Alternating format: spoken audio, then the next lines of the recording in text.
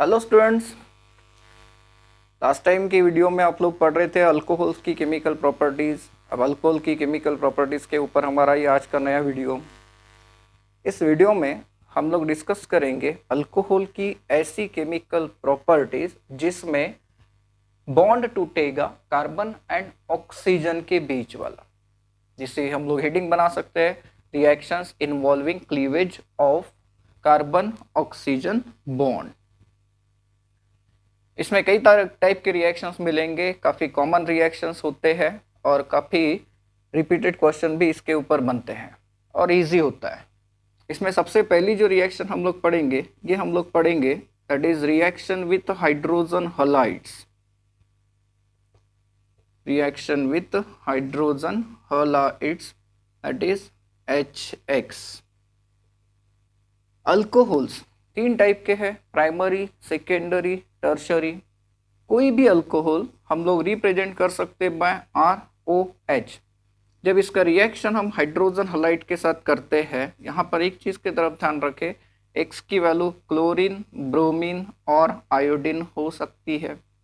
During this reaction ये जो OH group होता है अल्कोहल का, ये रिप्लेस हो जाता है बाय X एंड देयरफॉर आने वाला जो प्रोडक्ट आपको मिलता है ये मिलेगा अल्काइल हलाइड। गाइज, ये रिएक्शन भी न्यूक्लियोफिलिक सब्स्टिट्यूशन है। देख लीजिए, OH खुद एक न्यूक्लियोफाइल है, X भी खुद न्यूक्लियोफाइल है और OH X के द्वारा रिप्लेस हो रहा है। एग्जाम्पल अगर हम लोग देखें तो इथेनॉल के ऊपर अगर मैंने ये रिएक्शन अप्लाई कर दी, फॉर एग्जाम्पल सपोज करिए मैं HI अप्लाई करता हूँ, तो during that case we will get C2H5I and यहाँ से रिलीज हो गया water. This is ethyl iodide. यहाँ पर एक चीज की तरफ ध्यान रखिए, reactivity of alkyl halide that is reactivity of HX, ये हम लोगों ने कई बार पढ़ी है, फिर से रिवाइज हो रहा है। सबसे ज्यादा रिएक्टिव कौन होता है? ऑब्वियसली HI, देन उसके बाद HBr एंड देन उसके बाद नंबर आता है HCl का। अब ये रिएक्शन दिखने में काफ़ी इजी दिख रही है, लेकिन इसका मैकेनिज्म जब समझेंगे तो पता चलेगा कि इसमें कार्बोकैटायन का फॉर्मेशन इन्वॉल्व होता है। एंड कार्बोकैटायन का फॉर्मेशन अगर इन्वॉल्व हो गया तो इन दैट केस वहाँ पर आपको रीअरेंजमेंट ऑफ कार्बोकैटायन को भी ध्यान में रखना पड़ेगा, जैसा कि आप लोगों ने इसके पहले अल्कोहल की प्रिपरेशन में शायद कहीं देखा है। चलो चलते हैं इसके मैकेनिज्म की तरफ।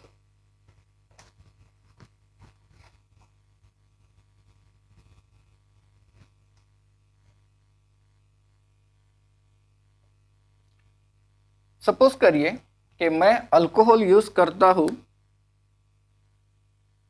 इथाइल अल्कोहल CH3CH2OH, ये है इथाइल अल्कोहल एंड हमें रिएक्शन कैरी आउट करके देनी है हाइड्रोजन हलाइड की। हाइड्रोजन हलाइड HX कुछ इस तरीके से डिसोसिएट होगा ये, ठीक है। तो इसके पहली स्टेप में अगर हम लोग देखें तो इसमें प्रोटोनेशन होता है, प्रोटोनेशन ऑफ अल्कोहल। ये जो प्रोटॉन रिलीज हुआ, ये प्रोटॉन बाइंड हो जाएगा विथ अल्कोहल। देखिए इस तरीके से इसके पास लोन पेयर है। तो ड्यूरिंग दिस केस हमें जो प्रोडक्ट दिखेगा वो हो जाएगा CH3CH2OH। यहाँ पर नया बॉन्ड बना, एक लोन पेयर चली गई ऑक्सीजन की, ऑक्सीजन के ऊपर आ गया पॉजिटिव चार्ज। इसे आप लोग प्रोटोनेटेड अल्कोहल भी कह सकते हो। स्टेप नंबर 2 पे अगर हम लोग चले तो स्टेप नंबर 2 ये इंपॉर्टेंट है, फॉर्मेशन ऑफ कार्बोकैटायन, क्योंकि यही स्टेप इस रिएक्शन का रीडिटरमाइनिंग स्टेप भी होगा। तो कार्बोकैटायन कैसे बनेगा सोचिए, CH3CH2OH ये प्रोटोनेटेड अल्कोहल है जिसमें ऑक्सीजन के ऊपर पॉजिटिव चार्ज है। अब ऑब्वियसली ऑक्सीजन अपने ऊपर पॉजिटिव चार्ज रखना पसंद नहीं करेगा, वो क्या करेगा, यहाँ से इलेक्ट्रॉन की पेयर को खींचेगा। जैसे ही ये बॉन्ड टूट जाएगा, देखिए यहाँ से रिलीज हो जाएगा H2O, ठीक है। लेकिन आपके सामने जो स्पीशीज आया वो हो गया CH3CH2, कार्बन के ऊपर positive charge, that is ethyl carbocation. अब इथाइल कार्बोकैटायन कैसा है? प्राइमरी। देखो कार्बोकैटायन आ गया, तो कार्बोकैटायन अगर आ गया तो यहाँ पर stability of carbocation and rearrangement migration of the group possible होता है। स्टेप 3 पे अगर हम लोग चले तो स्टेप 3 में हम लोगों को पता चलेगा कि attack of the nucleophile to form alkyl halide. Carbocation के बारे में हमने लास्ट टाइम डिस्कस किया है कि इसमें कार्बन पॉजिटिवली चार्ज कार्बन का हाइब्रिडाइजेशन sp2 होता है एंड हाइब्रिडाइजेशन स्टेट अगर sp2 है तो उसका ज्योमेट्री प्लानर है एंड देयरफॉर न्यूक्लियोफाइल कहीं से भी अटैक कर सकता है। तो X नेगेटिव जब इसके ऊपर अटैक कर देगा तो यू विल गेट CH3CH2X। तो ये इसका मैकेनिज्म है, दिखने में काफ़ी सिंपल भी है, लेकिन मैंने कहा कि कार्बोकैटायन आया, जैसे ही कार्बोकैटायन बना आपको वहाँ पर स्टेबिलिटी एंड रीअरेंजमेंट के बारे में सोचना पड़ेगा। कैसे, देखते हैं कुछ एग्जाम्पल्स के साथ। चलो इस क्वेश्चन को देखिए। जैसे हम लोगों ने इसके पहले जनरल रिएक्शन देखा था कि सर अल्कोहल की रिएक्शन अगर HI के साथ करे तो अल्कोहल का OH निकल जाएगा, उसकी जगह पे I आएगा। तो उसी के हिसाब से अगर आप लोग सोचे तो CH3 CH CH3 ऐसा प्रोडक्ट आप लोग एक्सपेक्ट करेंगे, और अगर ऐसा एक्सपेक्ट कर दिया तो ये हो गया रॉन्ग। क्यों सर ऐसे कैसे रॉन्ग हो गया? मैंने कहा है कि कार्बोकैटायन आता है तो जरा ध्यान रखिए, इसमें ऐसा प्रोडक्ट क्यों नहीं आया।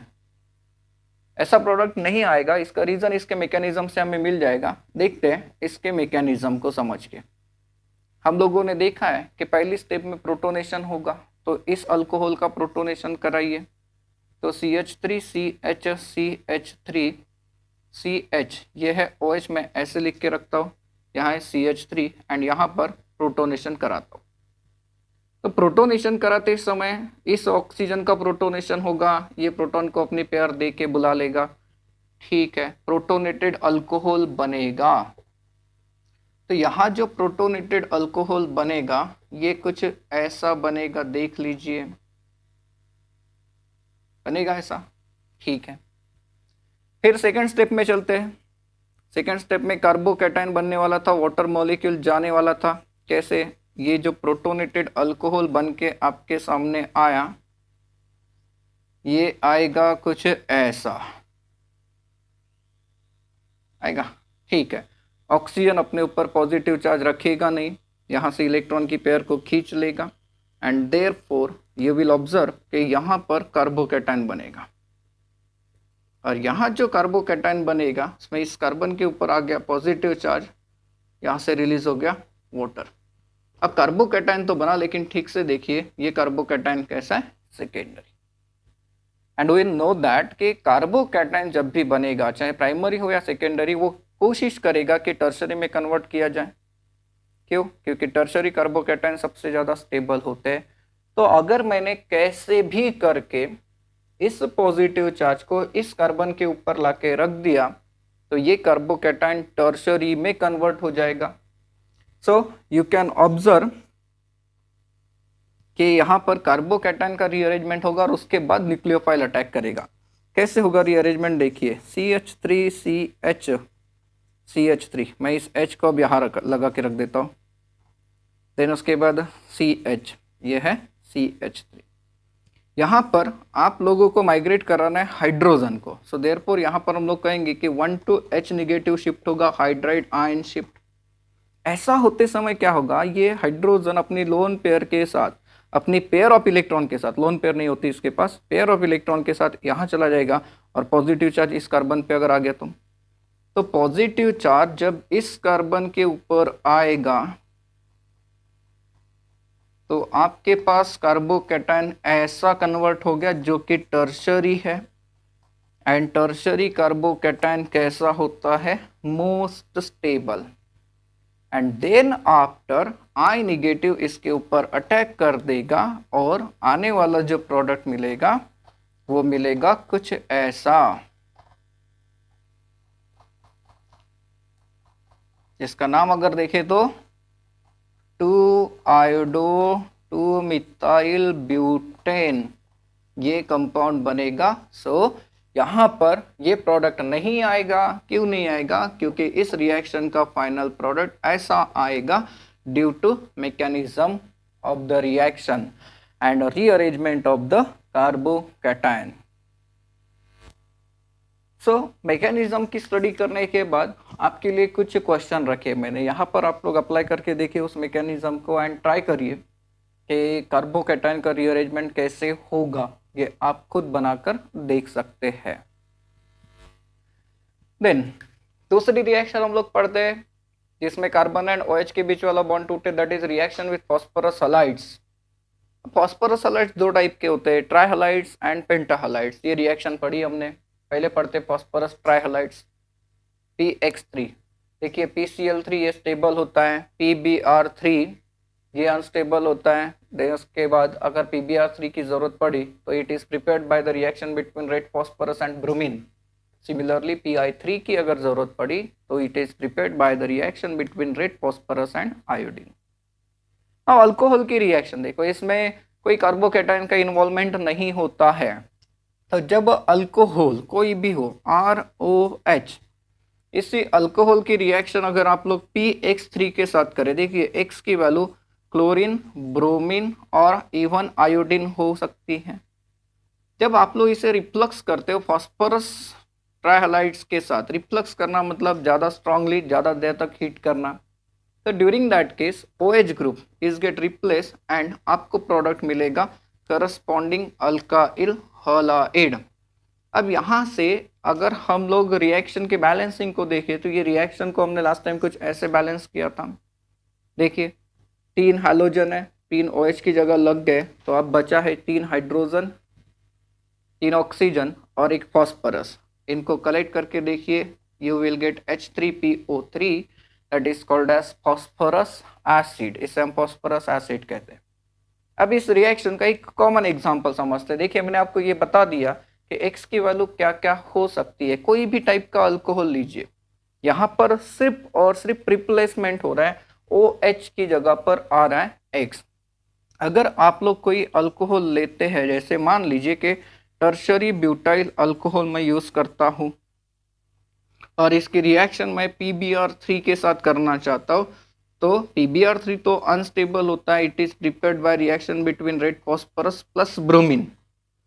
तो ड्यूरिंग दैट केस OH की जगह पर आ जाएगा Br and in that case you will get 3 moles of tertiary butyl bromide and H3PO3। ये रिएक्शन होगी। सो सिमिलरली इस रिएक्शन को याद रखेंगे कि कोई भी अल्कोहल की रिएक्शन अगर फॉस्फोरस ट्राइहलाइड्स के साथ होती है, चाहे क्लोराइड लीजिए, ब्रोमाइड लीजिए और आयोडाइड लीजिए, तो इन दैट केस आप लोगों को करस्पॉन्डिंग हलाइड प्रोडक्ट में मिलेगा। देन फॉस्फोरस ट्राइहलाइड्स के बाद इसमें दूसरी रिएक्शन है फॉस्फोरस पेंटाहलाइड के साथ, जिसे मैं लिखता हूँ पेंटा क्लोराइड के साथ, क्योंकि फॉस्फोरस का एक ही पेंटाहलाइड स्टेबल होता है और वो है PCl5। PBr5 and Pi5 does not exist. Now alcohol की रिएक्शन, जब आप लोग अल्कोहल को रिफ्लक्स करेंगे विथ PCl5, तो during that case you will observe कि OH group is get replace by Cl and इस केस में आपको बाय प्रोडक्ट मिलेंगे POCl3 and HCl। This is phosphoryl chloride. यहाँ पर भी स्टूडेंट्स एक चीज की तरफ ध्यान रखिए, कोई भी अल्कोहल हो, फॉर एग्जांपल ये लीजिए साइक्लोहेक्सानॉल मैं रख देता हूँ एंड इसे अगर आपने PCl5 के साथ रिफ्लक्स करने के लिए रखा तो simply OH group is get replace by chlorine, you will get cyclohexyl chloride, chlorocyclohexane भी आप लोग इसे कह सकते हो, एंड बाय प्रोडक्ट चला जाएगा फॉस्फोरिल क्लोराइड प्लस HCl। इसमें एक और रिएक्शन होती है that is reaction with thionyl chloride.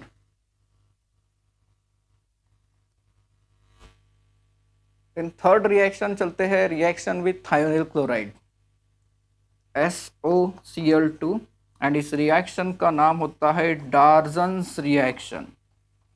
डार्जन्स reaction है। ये रिएक्शन आप लोगों ने प्रिपरेशन ऑफ अल्काइल क्लोराइड्स के लिए यूज करके देखी है।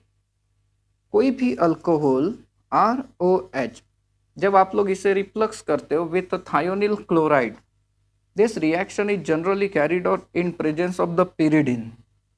तो during that case OH group is gate replaced and हमें मिलता है अल्काइल क्लोराइड। इस रिएक्शन से बाय प्रोडक्ट जो जाते हैं वो गैसेस होते हैं। देखिए SO2 एंड HCl, ये भी गैसियस स्टेट में है। तो ये दोनों अगर एस्केप हो जाए तो रिएक्शन वेसल में बच जाएगा अल्काइल क्लोराइड। इसीलिए अगर आपको अल्काइल क्लोराइड्स प्रिपेयर करने हैं तो this is very best method. For example suppose करिए कि आपके पास कोई एक अल्कोहल है, मैं ये अल्कोहल ले लेता हूँ एंड इसे अगर मैं थायोनिल क्लोराइड के साथ ट्रीट करता हूँ, तो during that case simply OH will get replaced by Cl and the byproduct will be SO2 plus HCl। तो ये ऐसे रिएक्शंस हम लोगों ने देखे जिसमें कार्बन एंड OH के बीच वाला बॉन्ड टूटा और उसकी जगह पे कोई दूसरा न्यूक्लियोफाइल आया। तो नेक्स्ट प्रॉपर्टी की तरफ हम लोग चलते हैं, that is dehydration of alcohol. देखिए dehydration means removal of water. Alcohol का डिहाइड्रेशन हम लोगों ने अल्किन के प्रिपरेशन में पढ़ के रखा है। डिहाइड्रेशन ऑफ अल्कोहल इसे हम लोग जनरली दो टाइप में पढ़ते हैं। एक जो होता है ये होता है इंट्रामोलिक्यूलर डिहाइड्रेशन। इंट्रामोलिक्यूलर डिहाइड्रेशन की अगर हम लोग बात करें तो इसे हम लोग दूसरी हेडिंग दे सकते हैं, that is formation of alkene. And दूसरा जो होता है वो होता है इंटरमोलिकुलर डिहाइड्रेशन, उसमें प्रोडक्ट बनता है ईथर। पहले ये चलते हैं रिवाइज कर लेते हैं, ये हम लोगों ने पढ़ के रखा था बट बहुत दिन हो गया, आप लोगों को याद है या नहीं है देखते हैं। तो अल्कोहल्स को जब हम लोग डिहाइड्रेटिंग एजेंट के साथ हीट करते हैं, डिहाइड्रेटिंग एजेंट कौन से, for example concentrated H2SO4 we can use concentrated phosphoric acid or even we can use Al2O3 that is alumina। ऐसे अल्कोहल जिसमें बीटा हाइड्रोजन प्रेजेंट है, इन्हें जब आप लोग इन डिहाइड्रेटिंग एजेंट के साथ हीट करते हैं तो अल्कोहल्स का डिहाइड्रेशन होता है एंड आने वाला प्रोडक्ट आपको मिलता है करस्पॉन्डिंग अल्कीन। कैसे, जरा देखो। सपोज करिए हम किसी अल्कोहल की बात करें तो अल्कोहल ये हो गया अल्फा कार्बन एंड ये हो गया बीटा कार्बन। जब आप लोग इसे हीट करेंगे with concentrated sulphuric acid, concentrated H2SO4, तो ड्यूरिंग दैट केस डिहाइड्रेशन जब होगा तो अल्फा कार्बन से जाएगा OH एंड बीटा कार्बन से हाइड्रोजन जाएगा। ये दो बॉन्ड्स टूट जाएंगे। एज अ रिजल्ट आप लोगों को कार्बन और कार्बन के बीच में डेवलप होता हुआ दिखेगा डबल बॉन्ड एंड प्रोडक्ट बनेगा अल्किन। अब इसका एग्जाम्पल अगर हम लोग देखें, फॉर एग्जाम्पल सपोज करिए कि मैं यूज करता हूँ इथेनॉल। इथेनॉल का अगर मैंने डिहाइड्रेशन करने के लिए रखा by heating with concentrated sulphuric acid, तो in that case CH2 double bond CH2 plus H2O that is ethene, ये प्रोडक्ट आपको मिलेगा। कई बार ऐसा हो सकता है कि एक से ज़्यादा अल्किन मिलने के चांस आए। कैसे, देखते हैं।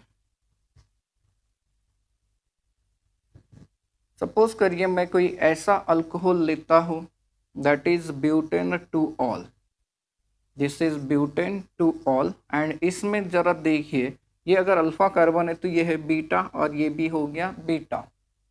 यहाँ पर दोनों बीटा कार्बन अलग अलग है, मतलब ये कि दो प्रोडक्ट्स हमें मिलने के चांस है। जब आप लोग इसे हीट करेंगे with concentrated sulphuric acid, concentrated sulphuric acid, तो इन दैट केस एक केस ये हो सकती है कि यहाँ से OH और यहाँ से बीटा हाइड्रोजन चला जाए तो आने वाला प्रोडक्ट होगा CH2 double bond CH2 CH3। Similarly यहाँ से अगर आपने बीटा हाइड्रोजन को निकाला तो इन दैट केस आपको प्रोडक्ट मिलेगा कुछ ऐसा, this is called as but 2 ene and this is called as but 1 ene. अब ये दोनों प्रोडक्ट इक्वल क्वांटिटी में नहीं मिलते। ये जो प्रोडक्ट है ब्यूट 2-इन ये हमें मिलता है मेजर क्वांटिटी में, एंड ब्यूट 1-इन ये हमें मिलता है माइनर क्वांटिटी में। तो ये कैसे होगा सर? तो इसे समझने के लिए आप लोगों ने एक रूल पढ़ा था, दैट इज सेजेप्स रूल। और सेजेप्स रूल का कहना क्या होता है, जब अल्कोहल का डिहाइड्रेशन करके हम अल्कीन बनाएंगे तो ऐसा अल्कीन मेजर प्रोडक्ट होता है जिसमें ज्यादा सब्स्टिट्यूटेड ग्रुपों, means more substituted alkene will be the major product in the dehydration reaction. Not only in case of dehydration, this rule is also applicable to dehydrohalogenation of alkyl halides। वहां पर भी हमने elimination reaction में ये पढ़ा हुआ है। तो ये डिहाइड्रेशन हुआ अल्कोहल का। अब देखिए अल्कोहल का डिहाइड्रेशन करते समय आपको रिएक्टिविटी ऑफ अल्कोहल्स की तरफ ध्यान देना है। रिएक्टिविटी ऑफ अल्कोहल्स, जनरली हमें ऐसा क्वेश्चन पूछा जा सकता है कि इनमें से कौन से अल्कोहल का डिहाइड्रेशन काफ़ी इजी होगा। तो ऑब्वियसली मैकेनिज्म की स्टडी करनी पड़ेगी, करेंगे।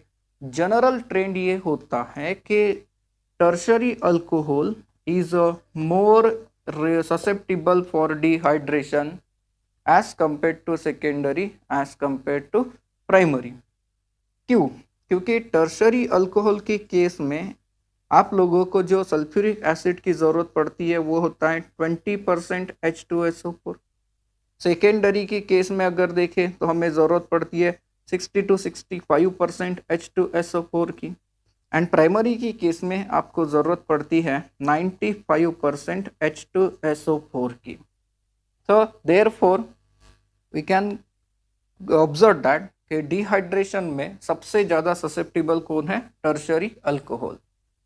अब चलते हैं इसके मैकेनिज्म की तरफ। इसके मैकेनिज्म से आपको पता चलेगा कि कई बार अल्कोहल दिखेगा कुछ अलग, लेकिन आने वाला प्रोडक्ट जो होगा वो होगा अलग अल्कीन। क्यों ऐसा? तो इस केस में भी इन्वॉल्व होता है फॉर्मेशन ऑफ द कार्बोकैटायन। तो डिहाइड्रेशन के मैकेनिज्म की तरफ चलते हैं। जैसा हमने देखा है कि इसे कैटालाइज करेगा एसिड, तो इसमें कौन कौन से स्टेप्स आप लोगों को मिल सकते हैं जरा सोचो। हम लोगों ने जो रिएक्शन पढ़ी थी that is dehydration of ethanol. ये रिएक्शन का मैकेनिज्म पहले बना के देखते हैं सिंपली। इसे जब आप लोग हीट करते हो, ये प्राइमरी अल्कोहल है तो it will require 95% sulphuric acid. तो during that case you will observe कि इथिन प्रोडक्ट मिलेगा। ठीक है, कैसे मिलेगा देखते हैं इसके मैकेनिज्म में। इसमें पहली वाली जो स्टेप होती है ये होती है protonation, that is protonation of alcohol. Now CH3CH2OH, this is ethane, and acid catalyse है तो प्रोटॉन है। तो इस ऑक्सीजन की लोन पेयर के द्वारा अल्कोहल का प्रोटोनेशन होता है, और प्रोटोनेशन होने के बाद हमें मिलेगा प्रोटोनेटेड अल्कोहल कुछ ऐसा। देखिए ऑक्सीजन के ऊपर आ गया positive charge. Now we know that कि ऑक्सीजन अपने ऊपर पॉजिटिव चार्ज रखना पसंद नहीं करेगा। वो क्या करेगा? बाजू वाले कार्बन से इलेक्ट्रॉन खींचेगा, एंड इसीलिए सेकेंड वाली जो स्टेप है वो है फॉर्मेशन ऑफ कार्बोकैटायन। ये जो प्रोटोनेटेड अल्कोहल बना, इसमें ऑक्सीजन इस इलेक्ट्रॉन पेयर को अपने तरफ खींच लेगा। As a result you will observe कि CH3CH2, ये देखिए कार्बन के ऊपर आ गया पॉजिटिव चार्ज, मतलब बना कार्बोकैटायन। हाँ, ये जो कार्बोकैटायन बना ये कैसा है? प्राइमरी। एंड इसमें थर्ड वाली स्टेप जो होती है वो होती है डीप्रोटोनेशन। डीप्रोटोनेशन जिसमें आपको अल्कीन मिलेगा। कैसे? अब देखिए ये जो कार्बोकैटायन बना है इथाइल कार्बोकैटायन, ये कुछ इस तरीके से है। कार्बोकैटायन पॉजिटिवली चार्ज है, वो क्या करेगा? इलेक्ट्रॉन को विड्रॉ करने की कोशिश करेगा। तो ये कार्बन की तरफ से इलेक्ट्रॉन खींचने की कोशिश करेगा। तो कार्बन के इलेक्ट्रॉन जैसे जैसे जाएंगे वैसे वैसे हाइड्रोजन के इलेक्ट्रॉन कार्बन खींच लेगा। तो ओवरऑल रिजल्ट ये होगा कि इलेक्ट्रॉन पेयर इन दो कार्बन के बीच में शिफ्ट होगी, यहाँ से प्रोटॉन रिलीज होगा। इस प्रोटॉन को रिलीज करने के लिए हम लोग इस न्यूक्लियोफाइल का इस्तेमाल कर सकते हैं। अच्छा न्यूक्लियोफाइल है, तो जब प्रोटॉन रिलीज होगा तो हमारे सामने जो प्रोडक्ट बन के आया वो बनेगा इथीन। यहाँ से देखिए H2O प्लस H पॉजिटिव, या फिर इसे आप ऐसे रिप्रेजेंट कर सकते हो, डिहाइड्रेशन भी हुआ, एसिड कैटालाइज था, एसिड का प्रोटॉन भी रिलीज हो गया। तो यहाँ एक चीज की तरफ ध्यान रखिए कि यहाँ कार्बोकैटायन बना। तो जब भी कार्बोकैटायन बनता है तो ऐसे केस में हमें पता होता है कि कार्बोकैटायन का रीअरेंजमेंट होता है for the purpose of the stability. तो डिहाइड्रेशन करते समय जरा प्रोडक्ट की तरफ ध्यान रखेंगे। देखते हैं डिहाइड्रेशन का एग्जांपल देखिए। सपोज करिए कि हम लोग कोई अल्कोहल लेते हैं, जैसे मान लीजिए CH3CCH3CH2OH, यह नियोपेंटाइल अल्कोहल है।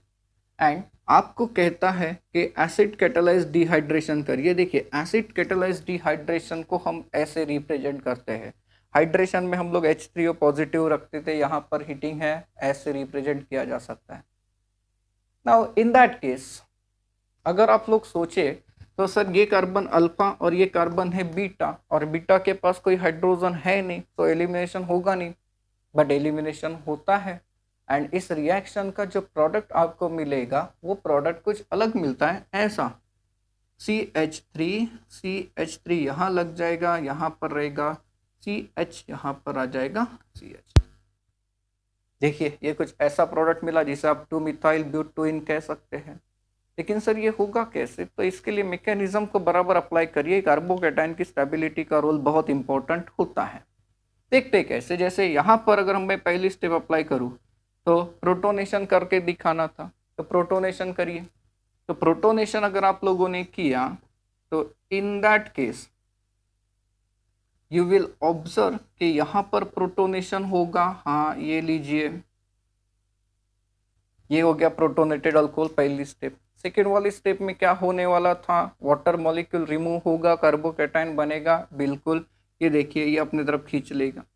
तो in that case you will observe कि कार्बोकैटायन जो बनेगा ये कार्बोकैटायन कुछ ऐसा बनेगा। एंड एक चीज की तरफ ध्यान रखिए, ये कार्बोकैटायन प्राइमरी है, नियोपेंटाइल कार्बोकैटायन, यहाँ से लॉस हो गया H2O का। ये जो कार्बोकैटायन है ये अपने आप को रीअरेंज करेगा। कैसे रीअरेंज करेगा अब जरा देखते हैं।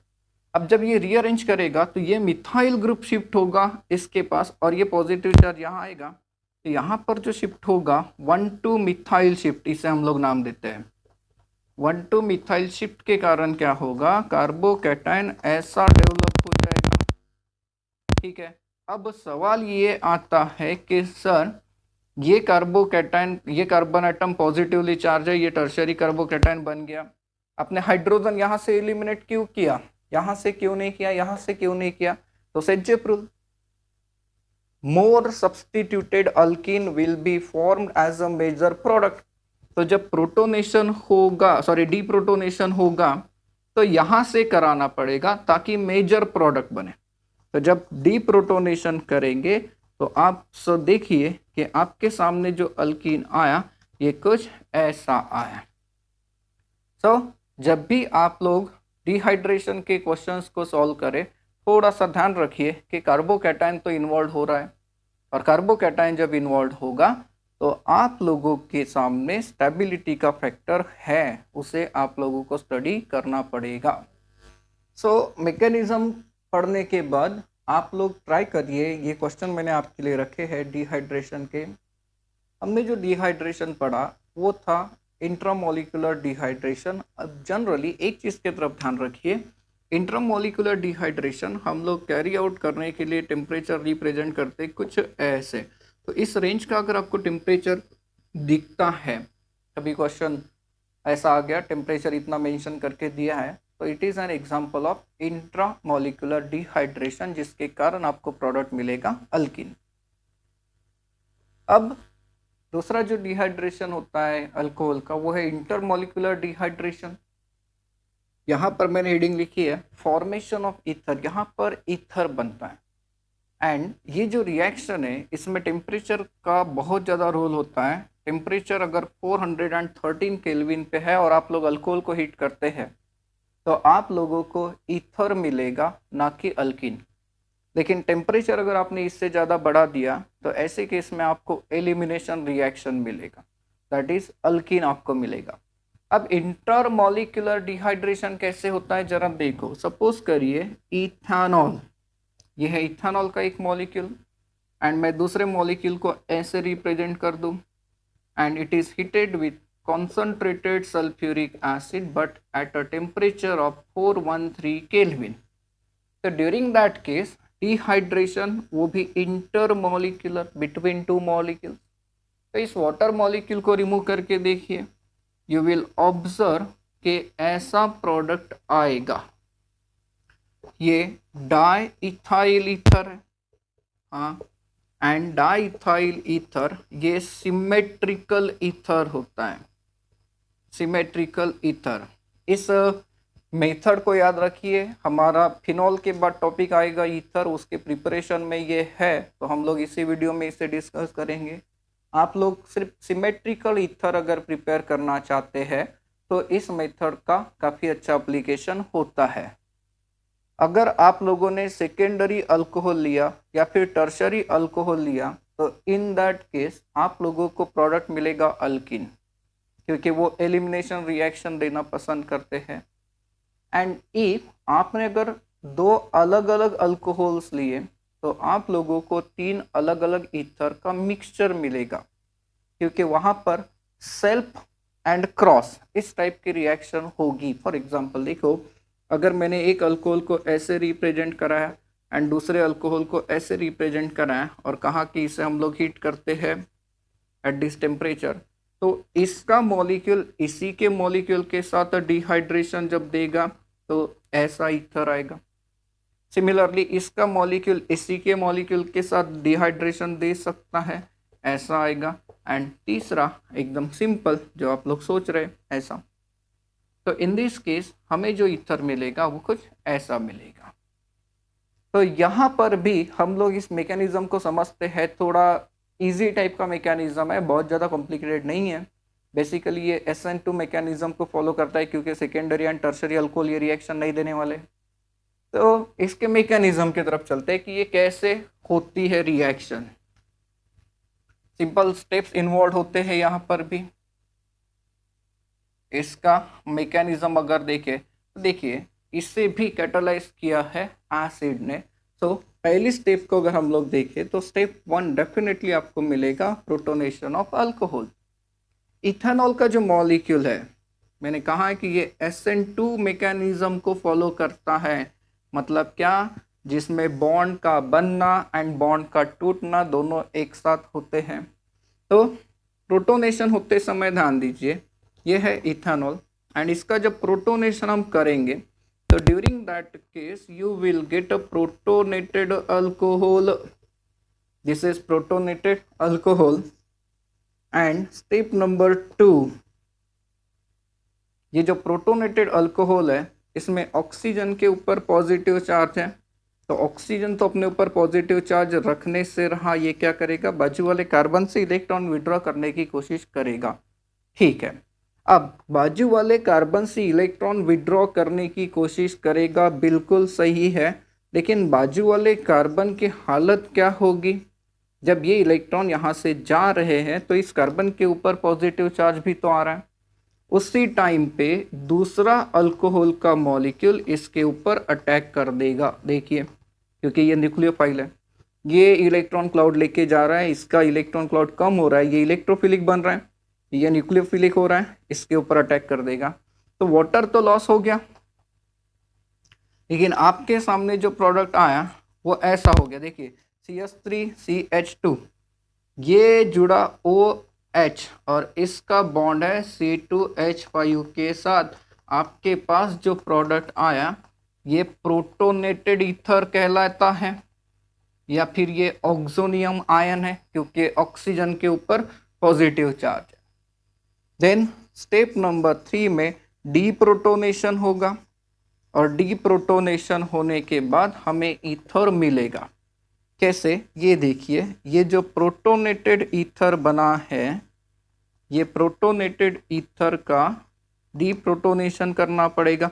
इस प्रोटॉन को ये न्यूक्लियोफाइल अपने साथ ले सकता है, बिल्कुल ले सकता है। तो ऑक्सीजन जब इसके इलेक्ट्रॉन को खींचेगा हाइड्रोजन एंड ऑक्सीजन के बीच वाले बॉन्ड के, तो आपके सामने जो प्रोडक्ट आएगा, ये प्रोडक्ट कुछ ऐसा आ गया, that is diethyl ether, H positive H2O अलग हो गया। तो ये था इंटरमॉलिक्यूलर डिहाइड्रेशन, जिसमें प्रोडक्ट जो बना वो बना ईथर। गाइस, आज के वीडियोस में आप लोगों ने ये टॉपिक्स पढ़े एंड इसके ऊपर हमारी नोट्स में कुछ होमवर्क है, उन्हें सॉल्व जरूर करें। नेक्स्ट टाइम आएंगे दूसरे रिएक्शंस के साथ, अगले वीडियो में मिलेंगे।